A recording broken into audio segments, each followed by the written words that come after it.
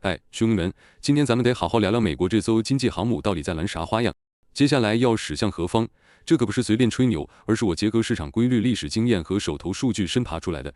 咱们一步步来，从那些亮眼的危险信号聊到历史的轮回，再看看消费缩水，黄金怎么救场，最后再说说美国老百姓都是怎么自保的。信息量有点大，你可得跟上我的节奏。危险信号，说来就来，咱们先夹着重点。美国下一个经济红灯啥时候亮？我琢磨着该都是美联储和全球其他央行又开始大买特买的时候。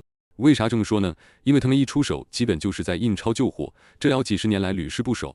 经济稍微有点风吹草动就开动印钞机把窟窿糊住，可问题是这药吃多了，副作用越来越明显，下次经济衰退一来，那可就真是个超级危险的临界点了。你想啊，你家房子着火了，消防队不拿水管，反而往里扔纸钱，这火是不是越烧越旺？美国现在的玩法跟这差不多，我看他们现在这状况真替他们捏把汗。这代人有点败家子的意思，债务堆得跟小山似的，基础设施老得像上世纪的古董，可这么啥也不修，就知道借钱花。我粗略算了笔账，光是债务重组和基建翻新得花多少钱了？根据美国政府自己的数据，联邦债务总额已经超过36万亿美元了，这相当于他们 GDP 的120%还多。这还不算州政府、企业和家庭的债务，光联邦这一块就够吓人了。再说基建，美国土木工程师协会估摸着要把那些破桥烂路修好，至少得砸进去4、5万亿美元。可钱从哪儿来？失手早就被养老金、医保这些雷打不动的开支榨干了，哪儿还有多余的钱？更要命的还不是钱本身，钱只是个工具，真正干活的还是人。你得把生产力搞上去，才能填上这大窟窿。可美国呢，制造业都外流的差不多了，劳动参与率下降，不少年轻人跑去搞金融、搞科技，真正愿意干实业的人越来越少。数据显示，美国制造业占 GDP 的比例从1960年的25%跌到现在只剩11%左右，工厂都搬走了，生产力哪儿还上得去？债务窟窿只会越挖越大，可他们还是什么也没干，就知道借钱，跟个刷爆信用卡的月光族没两样。有时候我真想问问美国的那些决策者，你们是真不怕翻车，还是压根就没想过还债这回事？这事儿其实不复杂，借钱的有债务人，放钱的有债权人，整个系统得让两边都满意才行。你借我100块，我得还你本金加利息，不然下次谁还敢借给你？可美国现在是债务越滚越大，利息也跟坐火箭似的。根据财政部的报道，2024财年光联邦债务的利息支出就高达1.1万亿美元，这可比国防预算还高，利息支出占预算的15%，而且还在往上涨。要还债，两条路摆在面前，一条是用真金白银靠经济实实在在的增长来还，另一条是开动印钞机，印点纸糊弄过去。你们猜美国会选哪条？我看十有八九还是印钞这条老路。为什么？因为第一条路太难了，经济增长需要时间、政策和强有力的执行力。美国现在这状态，哪儿有这耐心？历史车轮，谁也逃不掉。这可不是什么新鲜事。我翻了翻历史书，这种戏码早就上演过了。远的不说，旧约圣经里就有新年的说法，每隔几十年把债务一笔勾销，从头再来，听着挺美，好像是个大赦令。但现实是，债务永远比收入涨得快，根本还不清。美国也不例外，欠的钱越来越多，利息成本高得吓人。我算了算，2025年如果利率保持在4%到5%，利息支出就能占联邦预算的20%以上，比现在还高5个百分点。随着财政赤字不断拉大，还债压力只会越来越重，更别提通胀一上来，实际还债成本还得再加码，这账怎么算都不够。这边欠钱的压力山大，那边放钱的也不是傻子。如果债权人觉得回报不够，他们可不会少坐着等，直接就会抛售手里的债券。危机来了，到时候不光新发的债没人买，连手里的老债也会被甩出去。市场上债券供过于求，卖得多买得少，这不就崩了吗？我看历史这种事一遍遍上演，就像恐怖片循环播放。比如1929年大萧条，债券市场就崩过一次，当时美国国债收益率飙升，投资者信心全无。2008年金融危机虽然没到那地步，但国债收益率也一度跳水。巧不巧，美国现在就站在这个悬崖边上，等到抛售潮一来，美联储又得跳出来救市。怎么救？印钞呗。当觉得自己是大英雄，可我看这实际上是拿纸糊弄人。货币贬值，债权人拿到手的回报缩水，跟抢劫没什么区别。我管这叫货币化，听着高大上，其实就是个坑。日本就是个活生生的前车之鉴。1990年代后，日本央行大肆印钞，日元汇率从1美元兑100多日元，一路跌到150多，债券持有人的购买力直接砍了80%。美国要是也这么玩，兄弟们，你们觉得会怎么样？我看前景不乐观。美元是全球储备货币，它贬值的影响可不是日本那种级别能比的，全球市场都会跟着抖三抖。到时候进口商品价格飙升，美国老百姓的日子更不好过，消费缩水，经济要挤爆。接下来我觉得美国可能会迎来一波消费紧缩，什么意思？就是老百姓不敢花钱了，政府也得勒紧裤腰带。联邦政府的债务利息越涨越高，债务规模像吹气球一样膨胀，养老金、医保这些固定开支是铁打的营盘，占预算的60%以上，税收收入却是流水，年年都不够用，中间这点余地早就被挤没了。我打个比方，这就像你每个月固定还房贷5000块，但工资只有4000块，日子还能过下去吗？在美国，这问题更严重，因为政府不能像个人一样破产清算，只能硬撑着。真正的炸弹还在后头。债券抛售什么时候开始？我算不准具体时间，但有个信号，就是美联储再次出手买债的时候，下个雷就埋下了。为什么？因为买债等于变相印钞，货币供应一多，通胀就抬头。再往后等经济衰退一来，那才是大戏开场。我猜这是大概率在未来4年内发生。为什么？美国的商业周期平均7年上下浮动个3年，算下来5年内肯定有动静。比如2020年的疫情冲击，2008年的金融危机，2001年的互联网泡沫，平均7到8年一轮。我研究了60年的市场规律，这可不是我瞎掰，信我没错。消费紧缩的苗头已经有了。睁开数据，2024年美国个人储蓄率跌到4%以下，信用卡债务是创纪录，平均每人超过$6000，这说明什么？大家花的比赚得多。寅吃卯粮，通胀再一压，超市物价涨了20%，工资却没跟上。老百姓只能省着花。我有个朋友在美国，他说现在出门吃饭都少了，自己在家做饭能省一点是一点。这种心态会传染，消费一缩，经济就更难受。黄金，我的救命稻草。那美国人怎么办？我有个主意，黄金加上通胀挂钩债券，这俩组合听着就靠谱。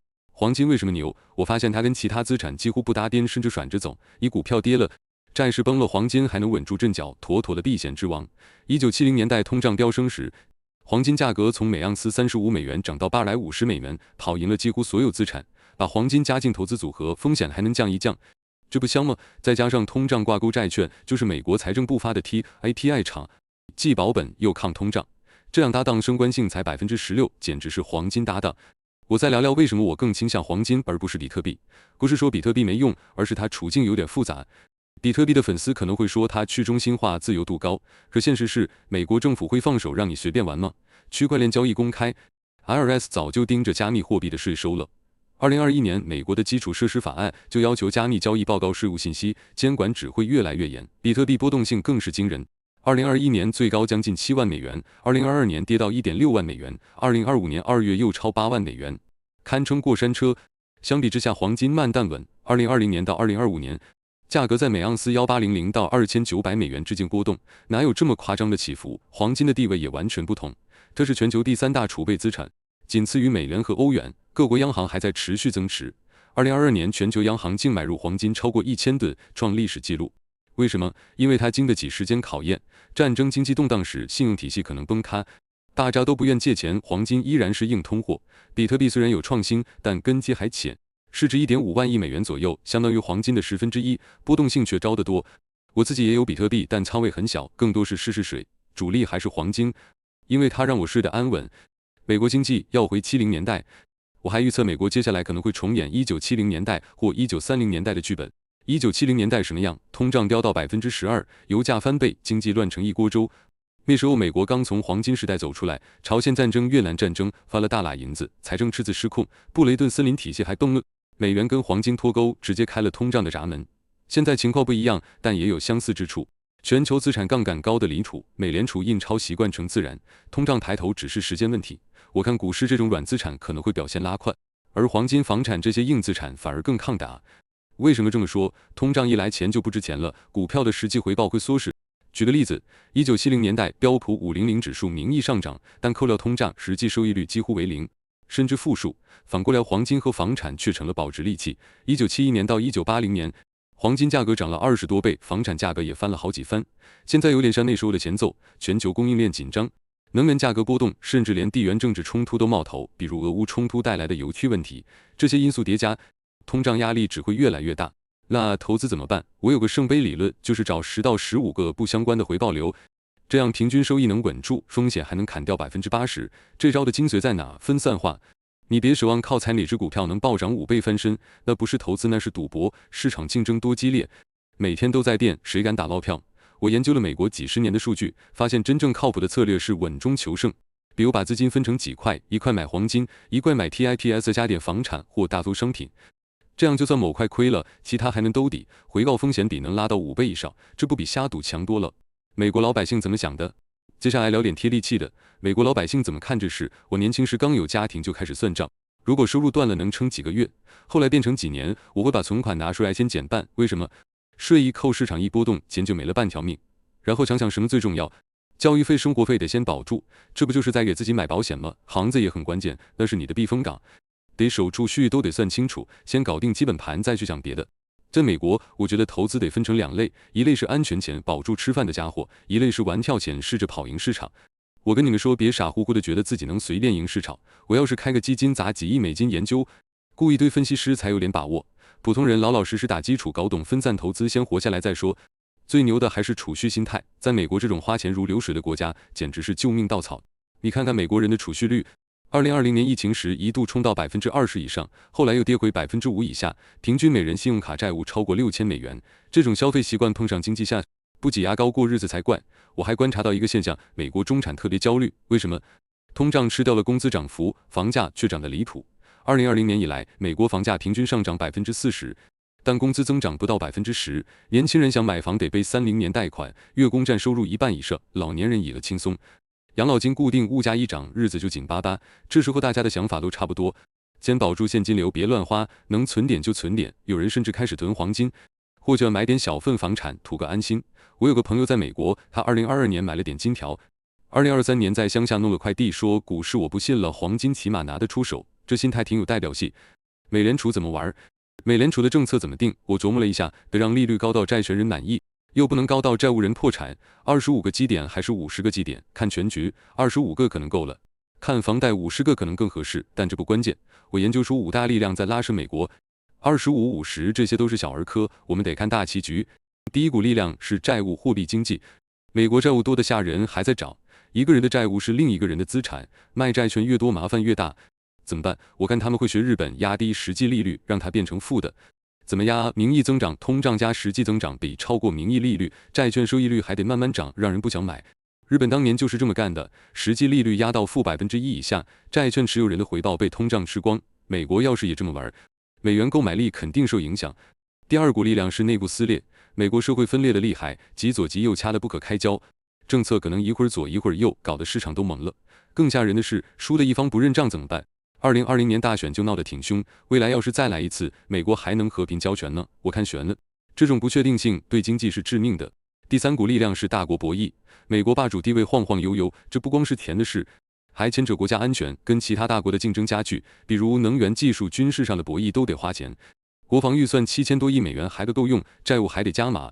第四股力量是自然灾害，干旱、洪水、飓风、气候变化，每年烧掉美国一大笔钱。2023年飓风和野火就造成了超过500亿美元的损失，保险公司都快扛不住了，供应链一断，物价就涨，又给通胀火上浇油。第五股力量是技术 ，AI 自动化这些新技术能不能拉动生产力还不一定，短期内反而可能让失业率升高，比如低端岗位被机器人抢了。技术是把双刃剑，美国能不能用好很关键。这5大力量互相拉扯，25还是50个基点，别纠结了。我眼光放长远，看的是整个大棋局。国家会破产吗？国家为什么会破产？我琢磨出一个简单的道理，像段子，借钱花得爽，欠债还得还。你借来的钱爽了一时，可这钱不是白拿的，得还。在美国这事更夸张，他们借钱跟喝水似的，债务越堆越高，利息像动脉里的脂肪越积越多，把整个系统堵得喘不过气。政府怎么办？无论套路都一样，再借点钱还旧债，央行再印点钞票就。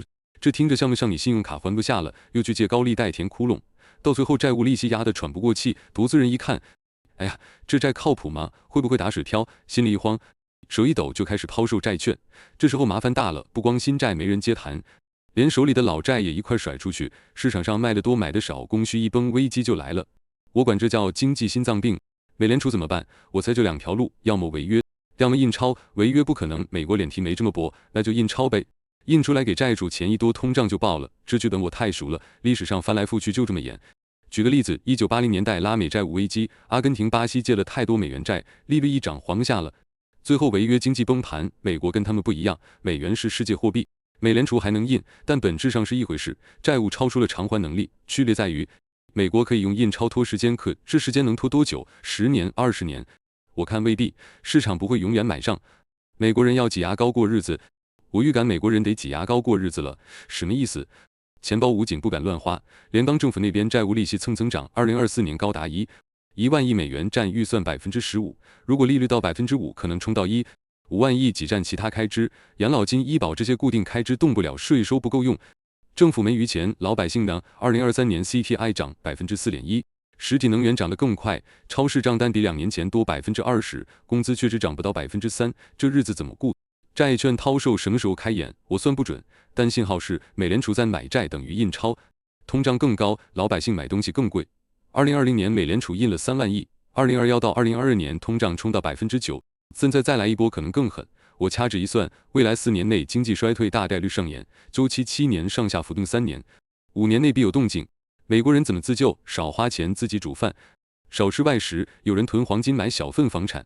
我朋友在美国2022年买金条，2023年在乡下弄了块地，说股市不靠谱，黄金放心。这心态很普遍，大家都在找保值的东西。全球视角下的美国危机，拉远镜头看，美元是世界货币，这既是优势也是负担。优势是随便印，别人得接着；负担是美元一旦贬值，全球都跟着抖。美元指数涨15%，结果土耳其里拉、阿根廷比索一个月跌20%到30%，他们还得还美元债，压力山大。美国看着没事，可美元霸权也把自己绑住了，美元地位不是铁打的。英镑1920年代后就让位了。美国现在能源交易多元化，沙特、俄罗斯都在用其他货币结算石油，这对石油美元是个打击。要是石油交易不用美元，美国印钞就没那么好玩了，进口货变贵，老百姓掏更多钱，借钱成本也高，财政窟窿更大，恶性循环。